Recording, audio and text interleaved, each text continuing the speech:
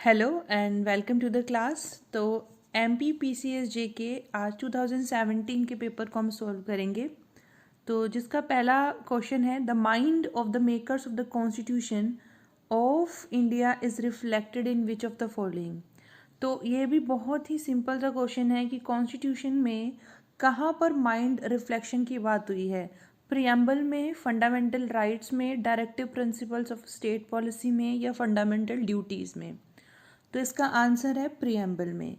Preamble बताता है कि कॉन्स्टिट्यूशन ऑफ जो थे हमारे इंडिया के जो मेकर्स थे वो क्या कहना चाह रहे थे या उनका क्या उद्देश्य था कॉन्स्टिट्यूशन बनाने का। फिर उसके बाद आता है who is the x officio chairman of council of states. तो एक्स ऑफिशियो चेयरमैन कौन होता है काउंसिल ऑफ स्टेट का? तो वाइस प्रेसिडेंट होता है ex officio chairman of council of states according to article 64। तो आर्टिकल 64 के अकॉर्डिंग जो काउंसिल ऑफ स्टेट्स के चेयरमैन होते हैं वो वाइस प्रेसिडेंट होते हैं। फिर नेक्स्ट क्वेश्चन पे चलते हैं जो कहता है all doubts and disputes arising out of or in connection with the election of president shall be inquired into and decided by. कोई भी अगर डिस्प्यूट होगा प्रेसिडेंट के इलेक्शन से रिलेटेड तो कौन जो है उसको डील करेगा। बहुत सिंपल सी बात है, प्राइम मिनिस्टर नहीं हो सकता, काउंसिल ऑफ मिनिस्टर नहीं हो सकते, इलेक्शन ऑफ कमीशन नहीं हो सकते, क्योंकि हमारी कंट्री में सुप्रीम जो कोर्ट ऑफ इंडिया है वही सुप्रीम पावर रखती है कॉन्स्टिट्यूशन को के अकॉर्डिंग। तो फिर जो है जो भी डिस्प्यूट्स होंगे वो प्रेसिडेंट के इलेक्शन से related supreme court of India solve करेगी। फिर नेक्स्ट पे चलते हैं right of property is a. तो राइट ऑफ प्रॉपर्टी क्या है? फंडामेंटल राइट नहीं है, अब लीगल राइट है। ठीक है ना, हमें पता है कि अमेंडमेंट के बाद अब ये फंडामेंटल राइट नहीं रहा है, ये क्या हो गया है, ये एक लीगल राइट है। फिर आता है the words unity and integrity of the nation were incorporated in the preamble of the constitution of India by which amendment. तो unity and integrity of nation जो है वो कौन से अमेंडमेंट के साथ आई थी? हमें पता है 42nd अमेंडमेंट के साथ ही यहाँ पर ये चीज़ें इंक्लूड हुई थी। Unity and integrity of nation 42nd amendment के साथ।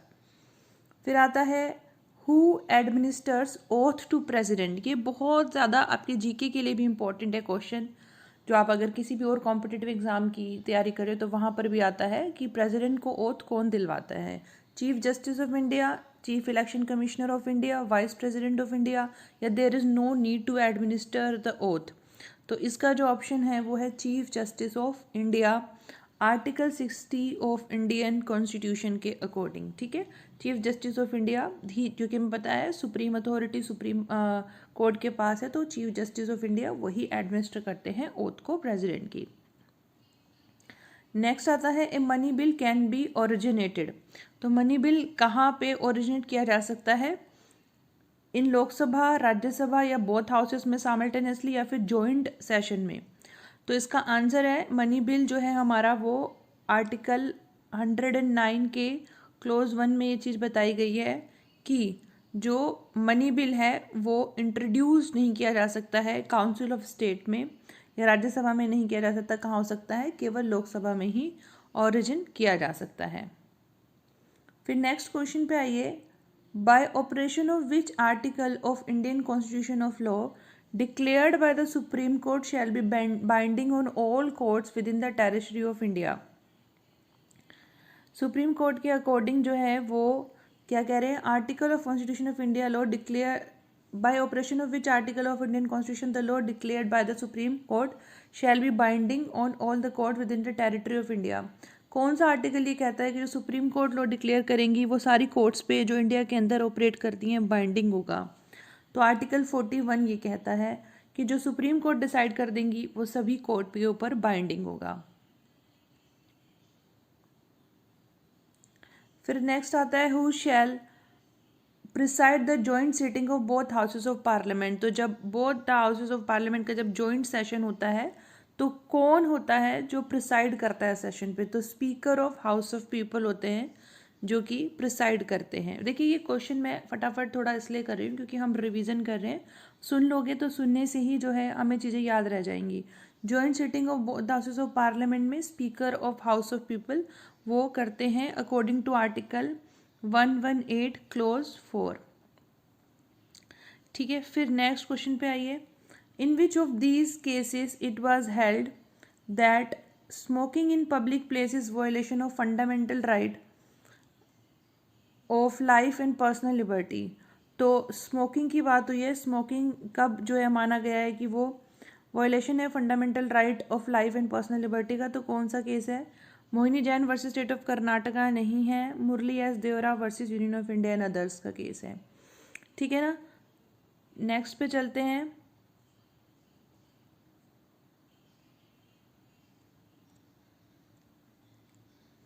A suit filed for compensation for a wrong done to a person or movable property shall be instituted in the court within whose jurisdiction। सुनिएगा, CPC का question है ये, क्या कह रहे हैं, जुरिस्डिक्शन से रिलेटेड है कि को जो सूट होता है, जो compensation for a wrong done to a person और मूवेबल प्रॉपर्टी, जो कोई भी किसी व्यक्ति के खिलाफ गलत हुआ है या मूवेबल प्रॉपर्टी के खिलाफ गलत हुआ है, तो कहाँ पर वो सूट इंस्टीट्यूट कर सकता है? द रॉन्ग वाज डन, जहाँ पर गलती हुई थी, जहाँ पर डिफेंडेंट डिसाइड करता है, डिफेंडेंट जहाँ पर्सनली वर्क करता है, तो इसका जो ऑप्शन है वो जुरिस्डिक्शन होगा any of the rest 3 option. जहाँ पे गलती हुई वहाँ पर भी सूट फाइल हो सकता है, जहाँ डिफेंडेंट रहता है वहाँ भी, जो डिफेंडेंट पर्सनली काम करता है वहाँ पर भी सूट फाइल हो सकता है according to section 19 of CPC. Next पे चलते हैं। नेक्स्ट कहता है in a suit against central government authority to be named as defendant is. बहुत सिंपल सा क्वेश्चन है कि जब भी सेंट्रल गवर्नमेंट के खिलाफ केस आएगा तो डिफेंडेंट को जो होंगे उनको किस नाम से पुकारा जाएगा? Union of India. और स्टेट्स के अगेंस्ट जाएगा तो वो क्या, जो भी स्टेट होते हैं उनका नाम जाता है। ठीक है, फिर नेक्स्ट आता है in an execution proceeding what is the liability of the legal representative of the deceased judgment debtor. तो जो जजमेंट डेटर है उसकी मृत्यु हो जाती है तो उसकी लायबिलिटी, जो उसके लीगल रिप्रेजेंटेटिव होते हैं उनकी क्या लायबिलिटी होती है?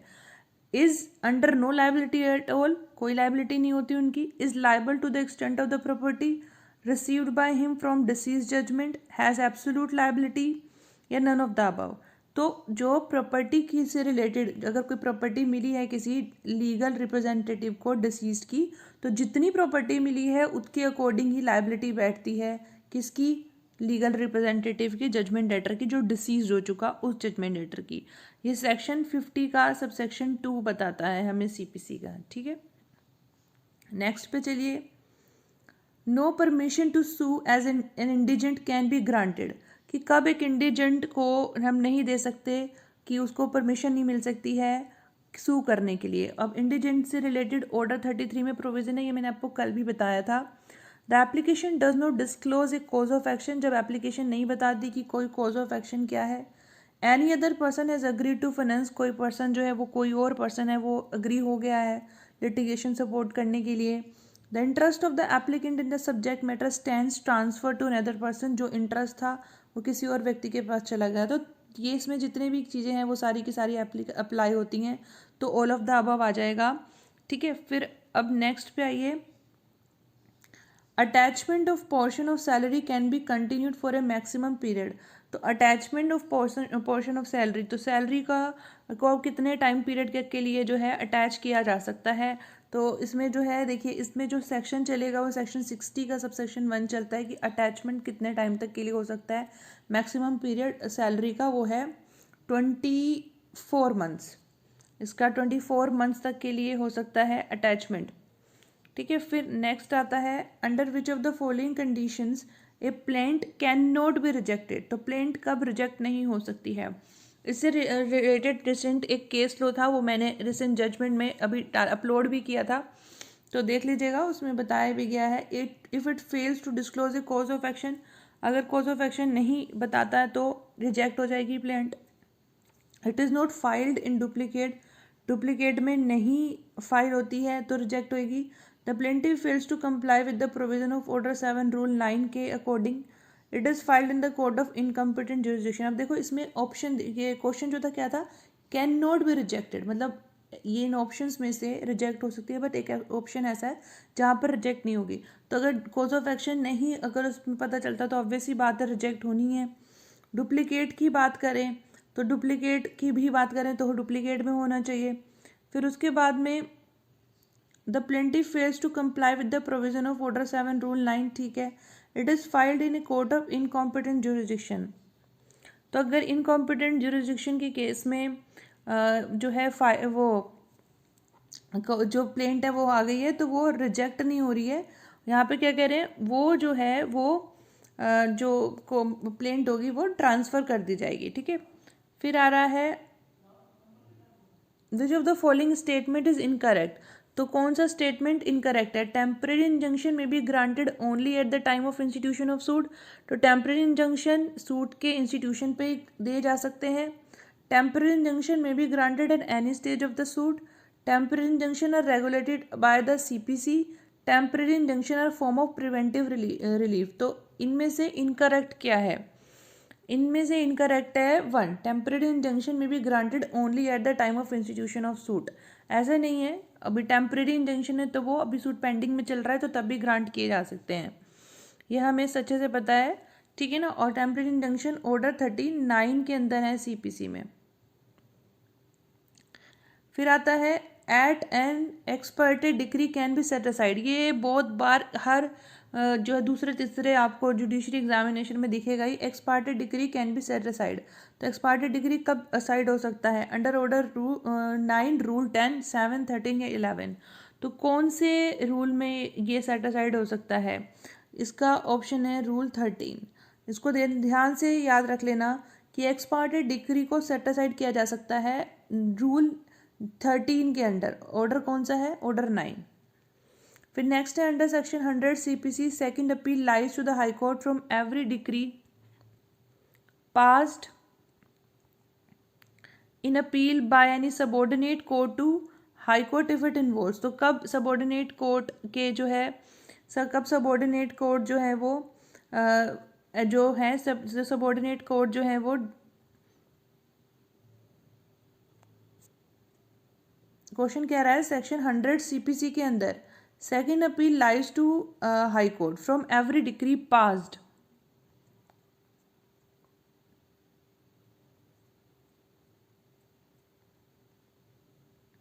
इन appeal by any subordinate court to high court involves. तो क्या इन्वॉल्व करेगी, question of law, question of fact, mixed question of law and fact, substantial question of law. तो इसको ध्यान से सुनना, सेकेंड अपील जो अंडर सेक्शन 100 की बात कर रहे हैं वो फाइल की जा सकती है हाई कोर्ट में उसी केस में जब सब्सटेंशियल क्वेश्चन ऑफ लॉ होता है, ठीक है। ये भी इंपॉर्टेंट है, सब्सटेंशियल क्वेश्चन ऑफ लॉ होता है तभी सेकंड अपील जो है वो कहाँ जा सकती है, हाई कोर्ट में जा सकती है। फिर उसके बाद आता है क्वेश्चन नंबर 20, प्लीडिंग शैल कंटेन। प्लीडिंग के अंदर क्या होना चाहिए, क्या होगा, शैल है, क्या होगा, material facts only, only law, facts and law both, या एविडेंस। तो देखो एविडेंस तो होगा नहीं, बिल्कुल सिंपल सी बात है, ये तो बिल्कुल हमें समझना है। तो उसके अंदर लॉ की भी ज़रूरत नहीं है, लॉ भी नहीं होना, तो फैक्ट्स एंड लॉ वाली की बात तो अपने आप ही ऑटोमेटिकली इनकरेक्ट हो गई। तो मटेरियल फैक्ट ही होने ज़रूरी हैं उसके अंदर। ऑर्डर 6 रूल 2, ठीक है। अब आता है एन एग्जीक्यूटिंग कोर्ट। ये देखिए एग्जीक्यूटिंग कोर्ट जो है वो can go behind the decree, can not be behind the decree, it depends on the description of the court, या नन ऑफ द अबव। तो एग्जीक्यूटिंग कोर्ट जो होती है एग्जीक्यूट करा रही है डिक्री को, तो वो जो डिक्री है उससे बाहर कैसे चली जाएगी, तो can not go behind the decree. फिर आता है in which proceedings rule 3, 4 and 8 of order 22 of CPC shall not apply. तो कब अप्लाई नहीं होगा, एग्जीक्यूशन ऑफ डिक्री में ऑर्डर 22, रूल 3, 4 एंड 8 अप्लाई नहीं होता। 23 कहता है no preliminary decree is passed. Preliminary decree कब पास नहीं होता, पार्टीशन सूट में, suit seeking specific performance of sale agreement में, suit seeking the relief of foreclosure, foreclosure के रिलीफ को सीख कर रहा है उस सूट में, in a suit seeking a relief of redemption, या जो रिडेम्पशन के सूट जो है रिलीफ सीख कर रहा है उस सूट में। तो जो प्रिलिमिनरी डिक्री है वो in a suit seeking specific performance of sale agreement वहाँ नहीं होगा, अंडर ऑर्डर 20 रूल 12 से लेके 18 तक बताएं कि प्रिलिमिनरी डिग्री कब कोर्ट जो है वो पास कर सकती है। तो इस केस में पास नहीं कर सकती, पार्टीशन में कर सकती है, रिलीफ और फोरक्लोजर में, रिलीफ ऑफ रिडेम्पशन में। सेल एग्रीमेंट की स्पेसिफिक परफॉर्मेंस में नहीं प्रिलिमिनरी डिग्री जो है वो पास की जा सकती। फिर other right to lodge caveat is provided under the provision of, अब ये कैविएट का जो है ये भी रिपीट हुआ है तो इसलिए इसको भी याद रख लेना। इसका है सेक्शन 148A CPC, इसको तो बिल्कुल रट लेना। कैविएट कहाँ लॉज हो सकती है? 148A में। फिर आता है क्लैरिकल और arithmetical mistakes in judgment, decrees और order from any accident slip में be corrected by the court. कौन से सेक्शन में क्लैरिकल और अर्थमेटिकल मिस्टेक्स को डिक्री में, जजमेंट में, ऑर्डर में करेक्ट किया जा सकता है? ये भी रट लेना, ये भी बड़ा इंपॉर्टेंट सेक्शन है, बहुत बार आता है। सेक्शन 152 के अंदर ये चीज़ें इंक्लूड की गई हैं। फिर आइए under section 3 of transfer property act N instrument is defined. तो इंस्ट्रूमेंट क्या डिफाइन किया गया है, कैसे डिफाइन किया गया? इस डिफाइंड पूछा है। Testamentary instrument, non testamentary instrument, an official document या ऑल ऑफ देम। तो इसके अंदर आएगा non testamentary instrument.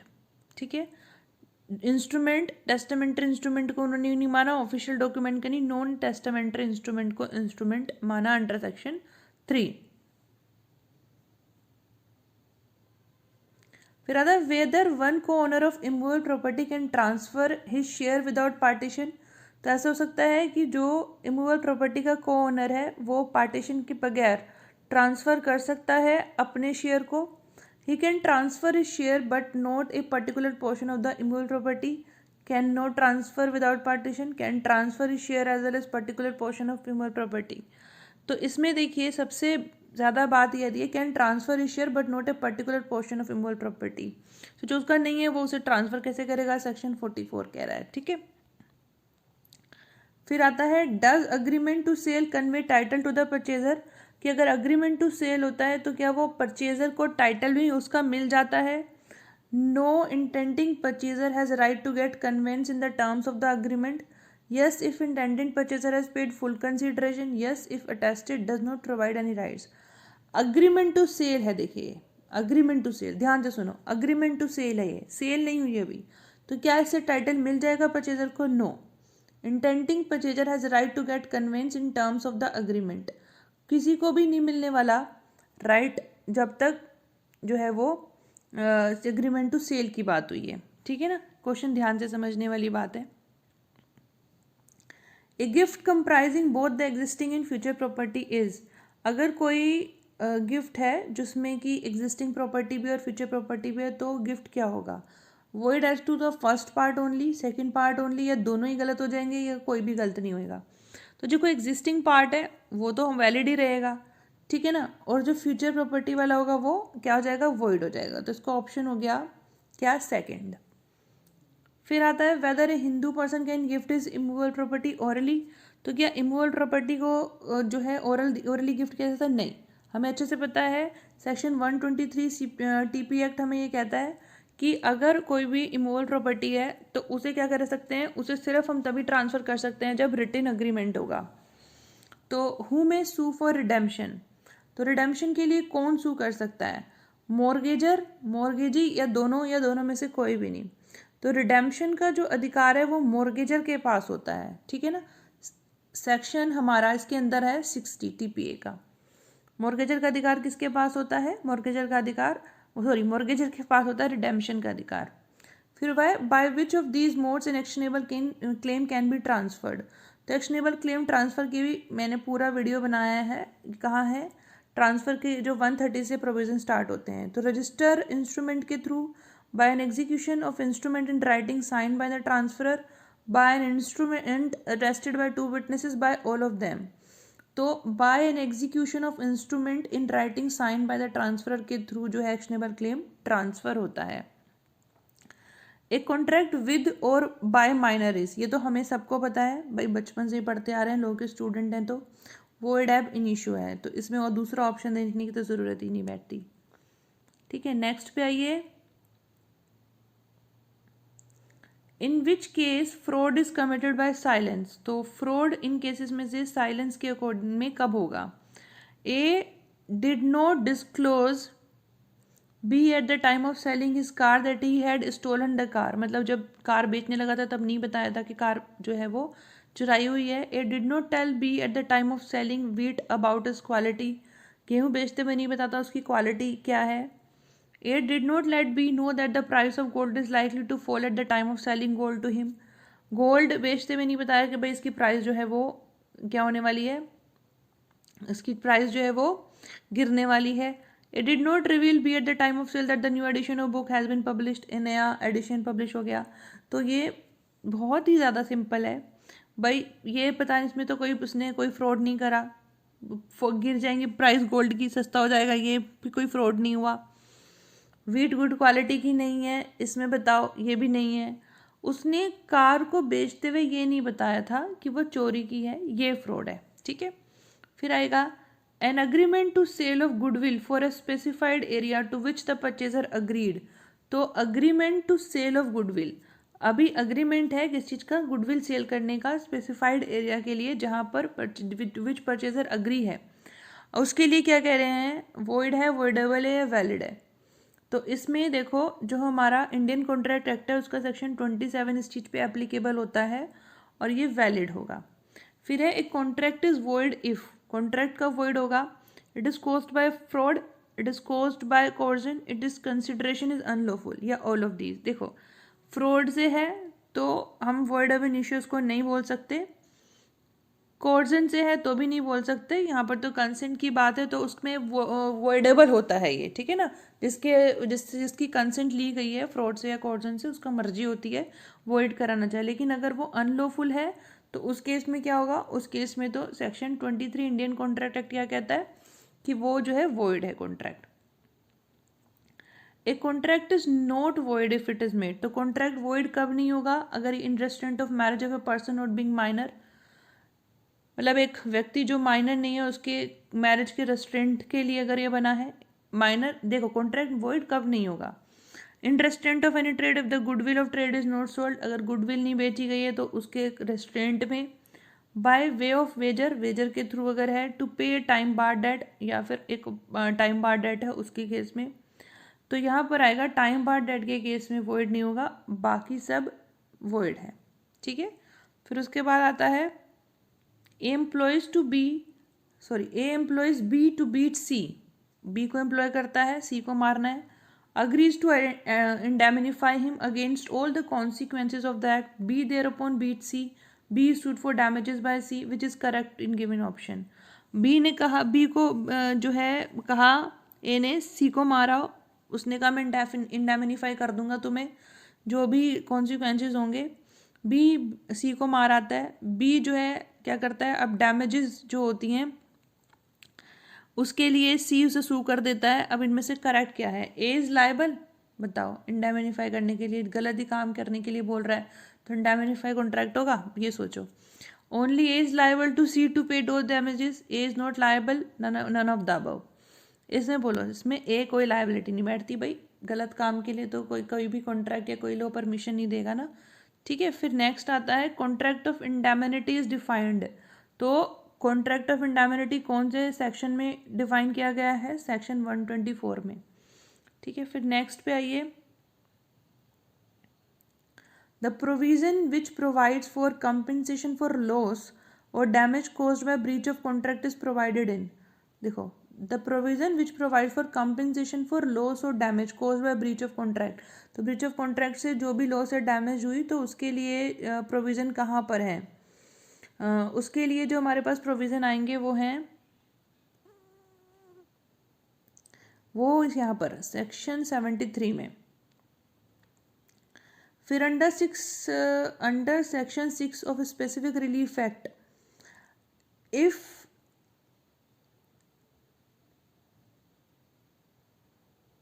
sorry for inconvenience, if any person is dispossessed without his consent of immovable property otherwise done in due course of law to recover possession. Section 6 specific relief act के according अगर कोई person जो है उसको dispossess कर दिया जाता है बिना उसकी कंसेंट के इमूवेबल प्रॉपर्टी से, ड्यू कोर्स ऑफ लॉ के अकॉर्डिंग नहीं, तो टू रिकवर पोजेशन उसको अपना टाइटल प्रूव करना पड़ेगा, प्रायर पोजेशन प्रूव करनी पड़ेगी, टाइटल और पोजेशन दोनों प्रूव करने पड़ेंगे। तो इसका ऑप्शन है हमारे पास, आंसर आएगा कि उसको प्रायर पोजेशन प्रूव करनी पड़ेगी सेक्शन 6 के अकॉर्डिंग। फिर आता है in order to succeed in the suit for specific performance of a contract for sale the plaintiff has to aver and prove. तो सक्सीड होने के लिए specific performance of contract for sale के लिए प्लेंटिव को क्या प्रूव करना पड़ेगा? His readiness and willingness to perform the contract, only his readiness to perform, only in willingness to potential to perform. तो इसका जो आंसर आएगा, इसका आंसर हमारे पास है, आप फटाफट बताओ, बहुत ही सिंपल सी बात है, रेडीनेस और विलिंगनेस दोनों ही उसको प्रूव करनी पड़ेगी, सेक्शन 16 क्लोज सी, ठीक है, SRA।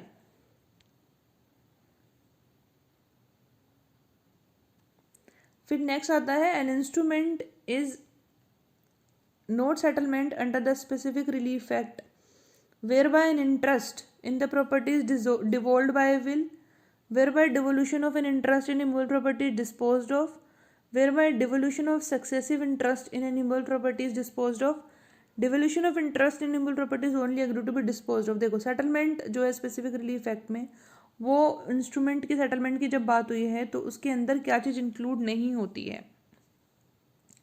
पहले ही ऑप्शन देख लो, whereby an interest in the property is devolve by will, जब एक विल के थ्रू डिवोल्व हो रही है तो वो सेटलमेंट में नहीं आएगा, ठीक है।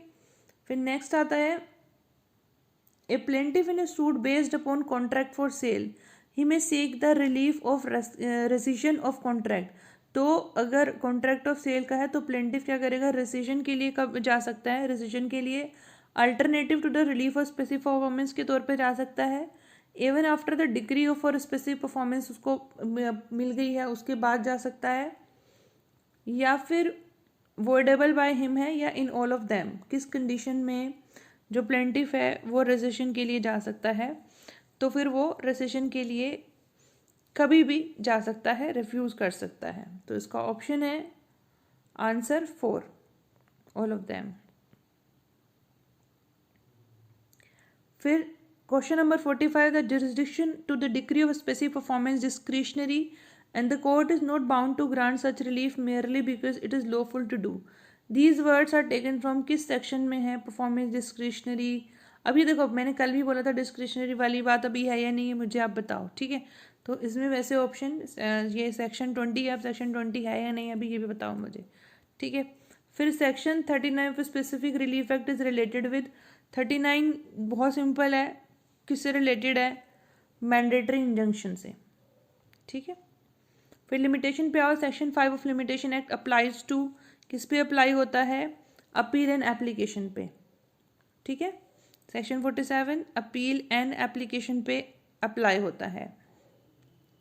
फिर in which section it is provided that in computing the period of limitation for appeal, review और revision the time requisite for obtaining copy of the decree और order appeal shall be excluded under.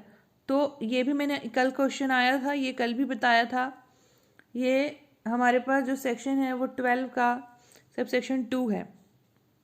कल भी बताया था कि section 12 जो है exclusion वाला, टाइम वाला, वो है इंपॉर्टेंट सेक्शन, और मैंने इसकी वीडियो भी अपलोड की हुई है, तो वो ज़रूर देख लेना आप। फिर which among the following is not a legal disability, तो लीगल डिसेबिलिटी क्या नहीं है, इम्प्रिजनमेंट, इडियसी, माइनॉरिटी या insanity.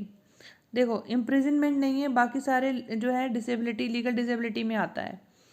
Limitation to file suit for the possession of immovable property, तो इमूवेबल प्रॉपर्टी के पोजेशन के लिए जो सूट का जो लिमिटेशन पीरियड है ये है 12 ईयर्स। फिर आओ MP अकोमोडेशन कंट्रोल एक्ट पे, लोकल एक्ट थोड़े प्रॉब्लम करते हैं भाई।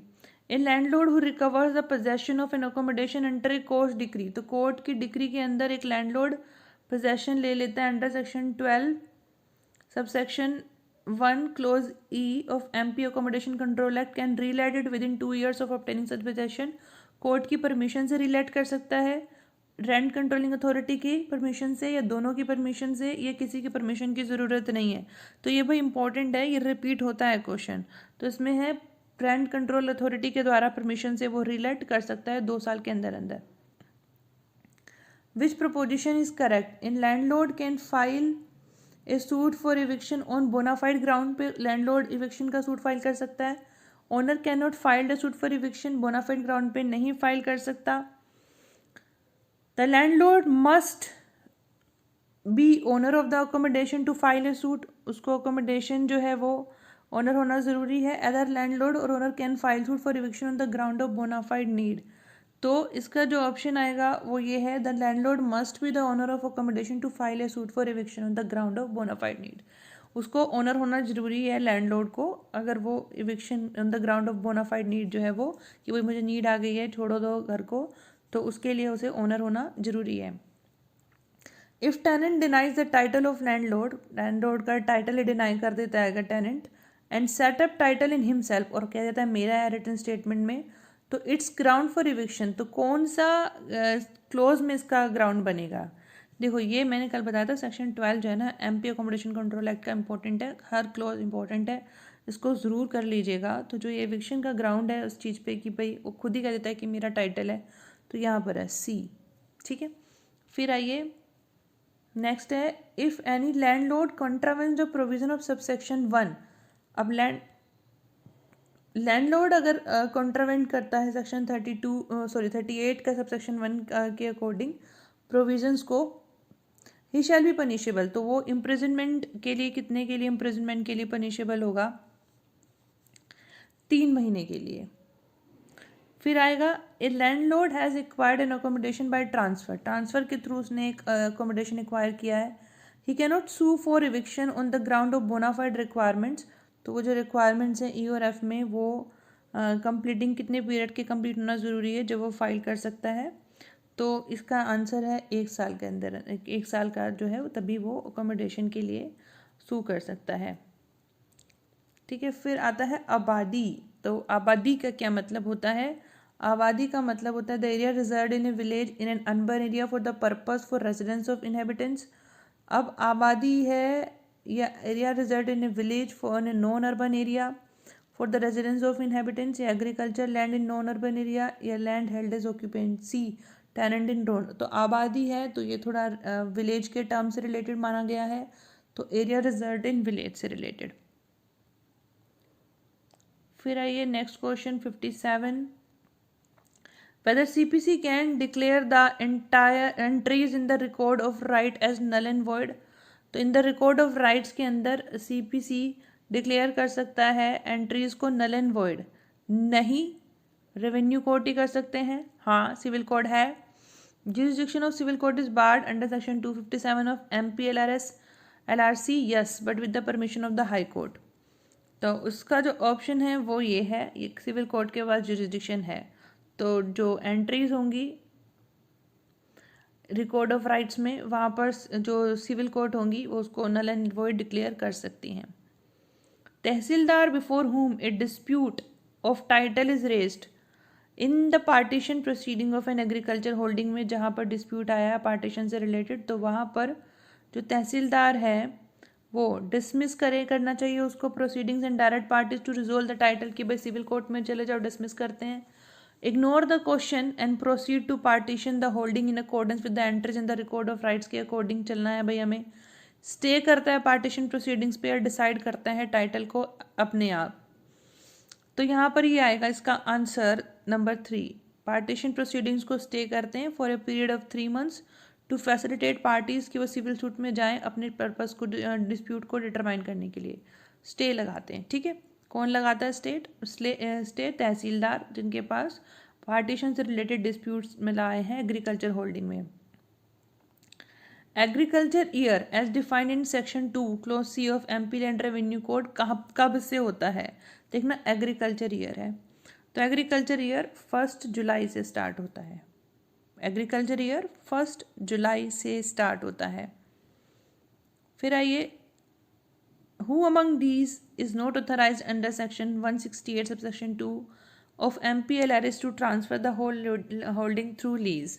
तो किसके पास होल्डिंग थ्रू लीज जो है वो अथोराइजेशन नहीं है कि वो ट्रांसफ़र कर सकता है? Married women who is living below poverty line, तो who has been deserted by her husband ये कर सकती है, विडो कर सकती है, और जो है a person in the service of arm forces of union कर सकते हैं होल्डिंग थ्रू लीज के थ्रू। जो पॉवर्टी लाइन के थ्रू भी नीचे रह रही है वो नहीं कर सकती, खेती करनी पड़ेगी। ठीक है, फिर principle of falsus in uno falsus in omnibus is, तो ये जो प्रिंसिपल है ये किससे रिलेटेड है? ये क्वेश्चन जो था वो डिलीट कर दिया गया था, ठीक है। Principle of falsus in uno falsus in omnibus rule of law है, रूल ऑफ क्वेश्चन है, या नॉट एप्लीकेबल इन इंडिया है? ये आंसर बताइएगा आप मेरे को। The conduct of accused is relevant under, तो एक्यूज का कंडक्ट कब रेलिवेंट होगा? एक्यूज का ये तो सिंपल सा ही है भाई, कब रेलिवेंट होगा? सेक्शन 8 के अंदर। A discovery of fact under section 27 of Indian evidence act includes, discovery of fact के अंदर ऑब्जेक्ट प्रोड्यूस आता है जी। फिर उसके बाद the place from which the object is produced, बिल्कुल। Knowledge of the accused to existence of the about, बिल्कुल। तो सबके सब इसके अंदर ऑप्शन जो है वो under section 27 discovery of fact में आते हैं, ठीक है। फिर नेक्स्ट क्वेश्चन की तरफ बढ़ते हैं। To prove call details report, तो CDR जो होते हैं मोबाइल की, उसे प्रूव करने के लिए कौन सी कंडीशन, जो सेक्शन की जो कंडीशन है वो फुलफिल करी जानी चाहिए? सेक्शन 63, 65, 65B या 67? तो इलेक्ट्रॉनिक एविडेंस की जब हमने बात करी है वो एडमिजिबल होते हैं अंडर सेक्शन 65B। देखो इलेक्ट्रॉनिक अग्रीमेंट की जब हमने बात की थी वो दूसरा सेक्शन है, ये इलेक्ट्रॉनिक एविडेंस है 65B। How many witnesses are required to prove a fact, तो कितने विटनेस जो होते हैं वो प्रूफ को मतलब करेंगे? 2, 1, at least 1 I witness and complaint, ऐसा कुछ भी नहीं है, नो पर्टिकुलर नंबर है। और ये कौन से सेक्शन में दिया हुआ है? सेक्शन इंपॉर्टेंट है 134 के अंदर। Section 3 of Indian evidence act में कोर्ट में क्या नहीं आता? जजेस, मजिस्ट्रेट, आर्बिट्रेटर्स या persons legally authorized to take evidence, कौन नहीं आता? तो बहुत सिंपल डेफिनेशन में कहा गया है कि आर्बिट्रेटर्स को इंक्लूड नहीं किया गया है कोर्ट के अंदर, कोर्ट की डेफिनेशन में मतलब। फिर section 67 question number 67, fact judicially noticeable need, तो जो जुडिशियली नोटिसेबल जो फैक्ट्स होंगे वो to be prove like other fact, दूसरे फैक्ट ऐसे ही होने चाहिए। To be prove like special fact, not to be proved.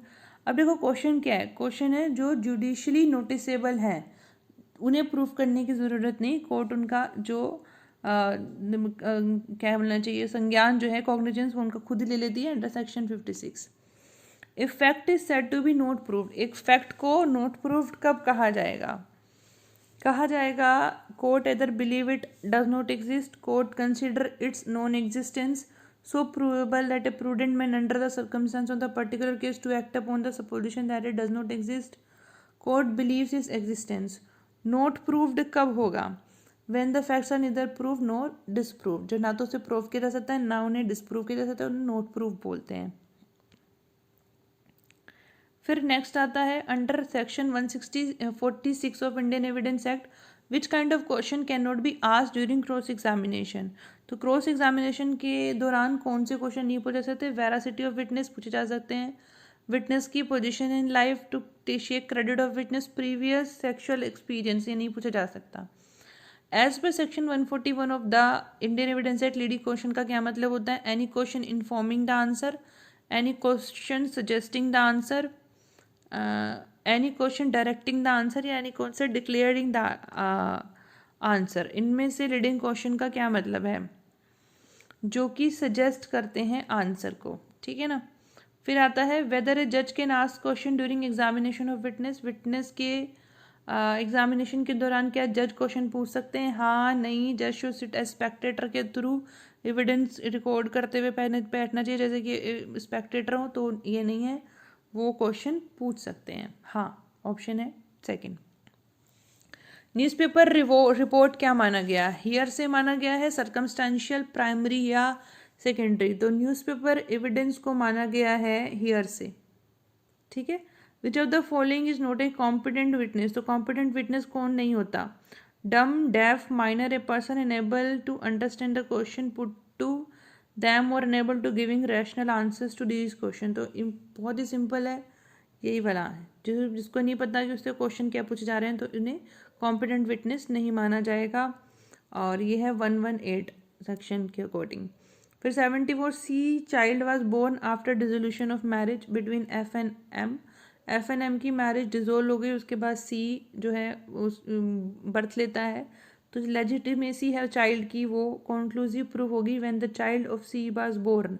तो कब उसको लेजिटिमेट माना जाएगा? 280 डेज, 295, 290 या 300। ये हमें सबको पता है, हम बार बार रटते हैं इस चीज़ को। 280 days, section 112 Indian evidence act. Which evidence is not a secondary evidence? तो सेकेंडरी एविडेंस क्या, कौन सा नहीं है? Copies made from original, copies compared with original, counter parts of document as against the parties who did not execute them. उसके बाद आता है counter parts of document against the party who executed them. तो इसमें से कौन सा option सही है? भाई ये दोनों तो जो है वो जो नोट है सेकेंडरी एविडेंस, सेकेंडरी एविडेंस है, सेकेंडरी एविडेंस है। अब आप इन दोनों में सोचो कौन सा ऑप्शन है। Counter parts of document as against the parties who did not execute them. Counter parts of document against the parties who executed, जिन्होंने एग्जीक्यूट किया उनके खिलाफ तो नहीं होगा, जिन्होंने एग्जीक्यूट नहीं हुआ वो नहीं होंगे, ठीक है ना। तो यहाँ पर option number 3। Right to private defence extend to, तो प्राइवेट डिफेंस का जो राइट है वो उसकी क्या हद है, क्या लिमिटेशन है? Defence of body only, defence of property only, defence of body and property both. तो भाई दोनों चीज़ों को वो डिफेंस कर सकते हैं, है ना। Section 97 under section 320 of IPC which kind of hurt is designated as grievous hurt? Emasculation, privation of any joint, permanent disfiguration of the chest, dislocation of tooth। देखो क्वेश्चन है नोट डेजिग्नेटेड, तो एमास्कुलेशन तो है ही, हमें अच्छे से पता है, ये तो वर्ड हमने नया सा ही होगा शायद काफ़ी लोगों के लिए, जब ये वहाँ पढ़ा होगा तो फिर उसका मतलब भी देखा होगा, तो इसलिए ये जो है क्या मतलब, क्या कह रही हूँ मैं, हाँ, तो इसका मतलब ये तो पक्की बात है ही ग्रीवियस हर्ट में। प्रिवेशन ऑफ एनी जॉइंट, कोई जॉइंट टूट जा रहा है तो वो भी है। परमानेंट डिसफिगरेशन ऑफ द चेस्ट, ये वहाँ पे नहीं पता। डिसलोकेशन ऑफ टूथ वहाँ लिखा हुआ है, तो इसका ऑप्शन है 3, डेजिग्नेटेड एज ग्रीवियस हर्ट नहीं है। डोरी डेथ ऑफेंस है, ये तो इम्पोर्टेंट के साथ साथ इजी भी है, 304B। Voluntary causing hurt on grave and sudden provocation, तो उकसाना है, एकदम से बहुत ज़्यादा उकसाया और अचानक से हुआ और उसके बाद हर्ट करना, तो वो किस में आएगा? 334 के अंदर। As defined in IPC women denotes a female human being of, तो वुमेन किसको कहते हैं? वुमेन कहते हैं denotes a female human being 16 years of age and above, 18 years of age and above, 21 years of age and above, या फिर of any age, any age, ठीक है। Women. A instigates B to burn Z house. B sets fire to house and at the same time B commits thefts of property there. A instigate करता है B को कि जाओ Z का house जलाओ, B fire आग जला देता है और उसी टाइम में B जो होता है वो प्रॉपर्टी भी चुरा लेता है। अब A को क्या गिल्टी माने? Abetting the theft, abetting the burning of house, theft and burning, या उसे कोई भी गिल्टी नहीं माने क्योंकि उसने वो ऑफेंस नहीं किया था जो कि बी ने बताया था, या फिर जो बी ने किया ऑफेंस तो बी ने किया, उसको क्यों माने? तो उसको सिर्फ बर्निंग ऑफ द हाउस के लिए, अबेटमेंट के लिए गिल्टी माना जाएगा, जिस चीज़ के लिए उसने उकसाया।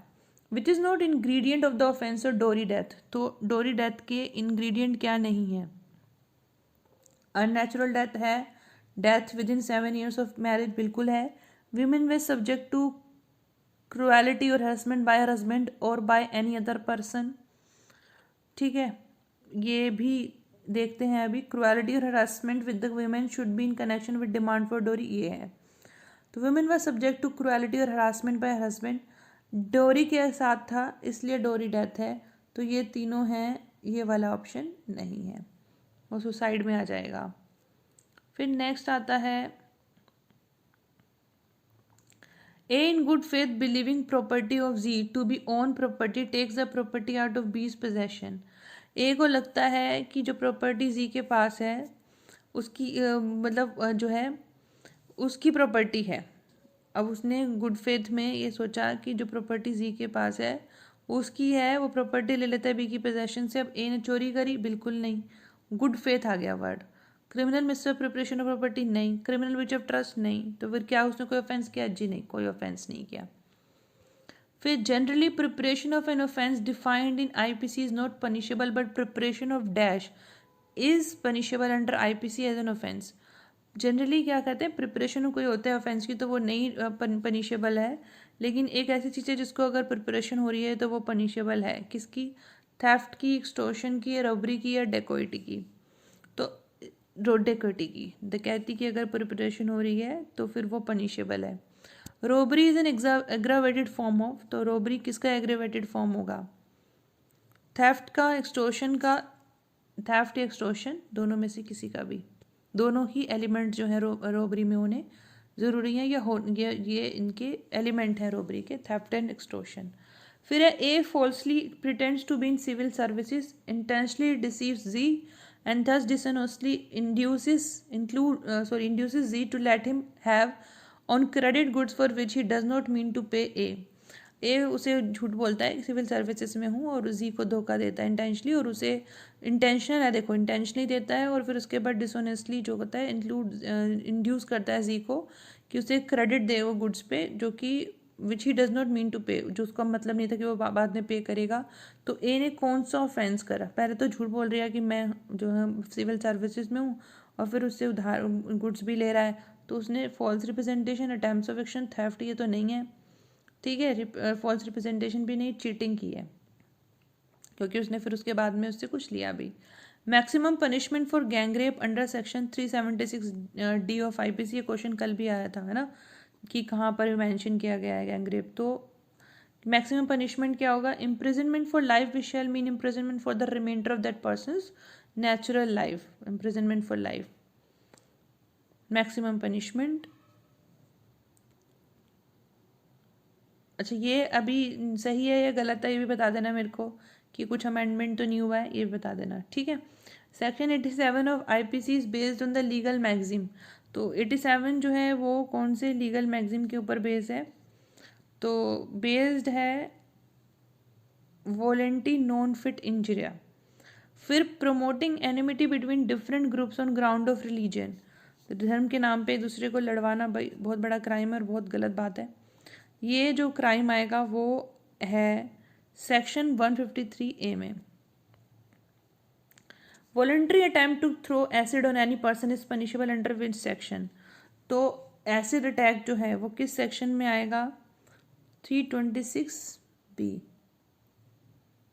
पनिशेबल, ठीक है ना।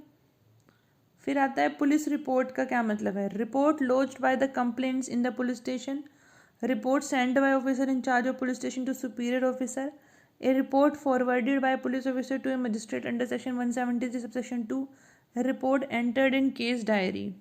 तो report forwarded by police officer to a magistrate under section 173 subsection 2 of CRPC, क्योंकि हमें पता है police report forwarded section 173 subsection 2 के अकॉर्डिंग, और इसमें 2R में CRPC में रिपोर्ट, R से रिपोर्ट, ये मैंने ट्रिक आपको बताई हुई है, ठीक है। समन केस का क्या मतलब हुआ? Case relating to imprisonment for term exceeding 2 years।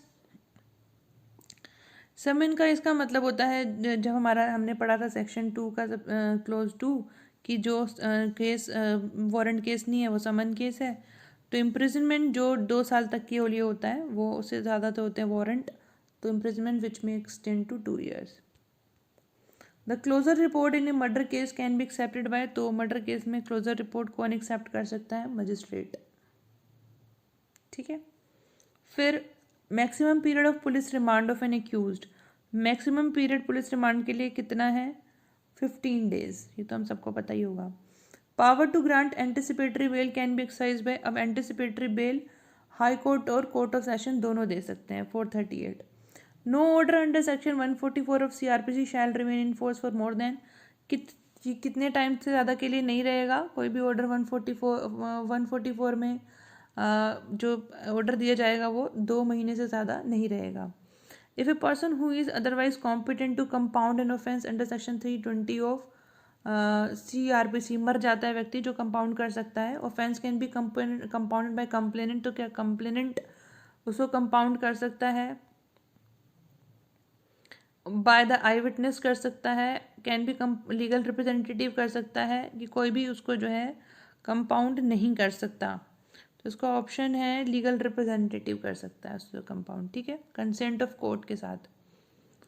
फिर आइए नेक्स्ट क्वेश्चन पे 98 जो है, the court of chief judicial magistrate में पास अ सेंटेंस ऑफ, तो CJM जो है वो कितना सेंटेंस पास कर सकते हैं, imprisonment for a term of 5 years। Next पे आइए, कोर्ट में alter the charges framed against the accused, court alter कर सकते हैं चार्जेस को जो एक्यूज के अगेंस्ट है, before beginning of the prosecution, before beginning of defence evidence, before examining of accused under section 313, at any time before judgment is pronounced, तो any time before judgment is pronounced under section 216। Security for good behaviour, ये भी बार बार आता है, for habitual offenders may be taken by executive magistrate under which provision, तो कौन से प्रोविजन के अंदर है, 110, मैंने कहा बार बार आता है, इसको याद रख लेना। By which provision of CRPC the high court has inherent power, ये भी इंपॉर्टेंट है, ये भी आता है बार बार, 482 के अंदर इनहेरेंट पावर है कोर्ट हाई कोर्ट के पास। In criminal procedure code plea bargaining का चैप्टर जो है वो किस नाम से ऐड किया गया है, ठीक है, तो 21A प्ली बार्गेनिंग का 21A चैप्टर है। What is right about section 127 of CRPC? The magistrate can increase monthly allowance for the maintenance. Magistrate can decree the monthly allowance for the decrease. The magistrate can cancel the order of maintenance, तो सब कुछ कर सकते हैं, तो option हो गए सारे के सारे करेक्ट। फिर आता है how many rupees can be ordered as maximum amount for monthly payment for maintenance under section 125 of CRPC, तो मैक्सिमम कितना है भाई, कोई भी अमाउंट जो है वो नहीं है, नो लिमिट सेट, क्योंकि अमेंडमेंट के बाद उस चीज़ को हटा दिया गया। फिर है in Madhya Pradesh offence under section 435 of IPC triable, कौन से कोर्ट के द्वारा ट्राइबल है 435, कोर्ट ऑफ सेशन। ये क्वेश्चन ऐसा कल भी मैंने आपको बोला था, इंपॉर्टेंट है और कर लेना क्योंकि MP से स्पेसिफिकली पूछा गया है। N offence under section 138 of negotiable instrument compoundable है जब चेक 1 लाख रुपीज़ तक होता है, 5 लाख रुपए तक होता है, 10 लाख रुपए तक होता है, या कितना भी होता है, तो इसका ऑप्शन क्या है, ऑप्शन है 4, जितने भी अमाउंट का हो कंपाउंडेबल है। A court can take of the cognizance of any offence under section 130 of negotiable instrument act, police report पे, कंप्लेंट पे, या upon self knowledge of magistrate, या फिर अपॉन अदर्स नॉलेज, तो कब वो उस चीज़ को जो है कॉग्निजेंस ऑफ ऑफेंस ले सकते हैं, अपॉन कंप्लेन, जब कंप्लेन आएगी उसके ऊपर वो क्या करेंगे, जो है वो उसके ऊपर कॉग्निजेंस लेंगे, 142 सेक्शन बताता है। Where the director is liable if the cheque is issued on behalf of the company is dishonour, तो क्या अगर कोई चेक जो है वो डिसऑनर होता है तो डायरेक्टर लाइबल होंगे या फिर नहीं होंगे, हाँ लाइबल होंगे अगर वो इंचार्ज में थे और reasonable for the conduct of business of the company उन्होंने काम कर रहे थे वो भी, तो वो 141 के अकॉर्डिंग लाइबल होंगे। फिर चेक क्या है, प्रोमिसरी नोट है, बिल ऑफ एक्सचेंज है, या दोनों है, बहुत ईजी है ना ये बात, चेक जो है वो बिल ऑफ एक्सचेंज है, प्रोमिसरी नोट नहीं है। Under section 138 of negotiable instrument act 1881 maximum punishment for imprisonment and fine, तो इसके भी बिल्कुल रट लेना है इस क्वेश्चन के आंसर को भी, ये भी बार बार आता है, 2 years and twice the amount of check, ठीक है, 2 years and twice the amount of check। तो ये आज की हमारी क्लास हो गई और ये हमारे आज के क्वेश्चन हो गए, 110 हमने कंप्लीट कर लिए। तो आई होप आपको अच्छा लगा हो, अगर लगा हो तो मैं कोशिश करूँगी आगे भी वीडियो बनाने के लिए। Thank you so much, thanks a lot, keep learning and keep smiling.